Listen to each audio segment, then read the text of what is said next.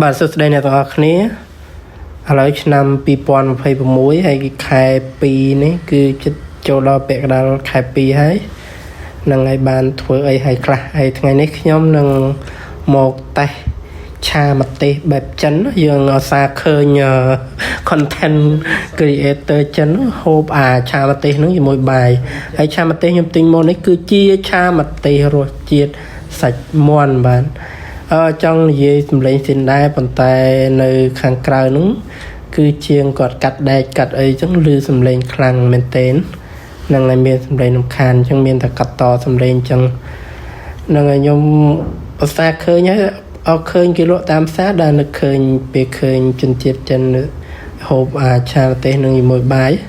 ចេះចង់យកមកសាកឥឡូវបានសាកដោយបំណងហើយបានឥឡូវទស្សនាការហូបបាយជាមួយនឹងឆាម្ទេសនឹងសិនទៅចាំចុងវីដេអូខ្ញុំនឹងប្រាប់ថាឆាម្ទេសនឹងវារសជាតិយ៉ាងម៉េចបាទ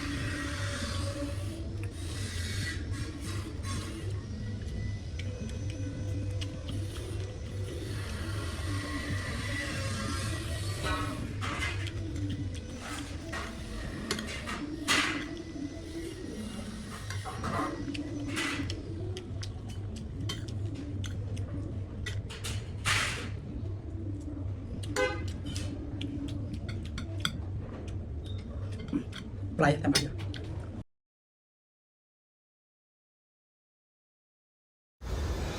ចឹងសរុបមកគឺឆាម្ទេសហ្នឹងគឺមានរសជាតិហឹរអត់ខ្លាំងទេដោយតែខ្ញុំហូបចឹងគឺសម្រាប់ខ្ញុំអ្នកហូបហឹរគឺវាអត់មានរសជាតិហឹរអីណាទេនិយាយទៅអត់ហឹរម្ដងដោយសារបូកល្ហុងអីបើខ្ញុំហូបគឺម្ទេសចាប់ពី10គ្រាប់ឡើង10ផ្លែឡើងចឹងអត់ហឹរហើយរសជាតិវាឆ្ងាញ់អាចទទួលយកបានប៉ុន្តែយើងដឹងហើយថារបស់ដែលរបស់ចៀនដែលមានជាតិខ្លាញ់ច្រើនអញ្ចឹងវាតែងតែប៉ះពាល់ទៅដល់ក្រពះរបស់យើងធ្វើឲ្យក្រពះរបស់យើងហ្នឹងជាតិខ្លាញ់ហ្នឹងវាទៅរុំក្រពះធ្វើក្រពះរបស់យើងហ្នឹងมันអាចស្រូបយកអោជីរសរបស់អាហារនឹងបានគ្រប់ជ្រុងជ្រោយអញ្ចឹងអត់ណែនាំឲ្យអ្នកទាំងអស់គ្នាហូបរបស់ឆារបស់ចៀនអញ្ចឹងទេប៉ុន្តែនឹងឲ្យយូរម្ដង rồi có dương ở đây hộp dương ai sẽ hộp bàn tới nâng video miền tại của nắng xôm ở con sông chìm đẹp lìa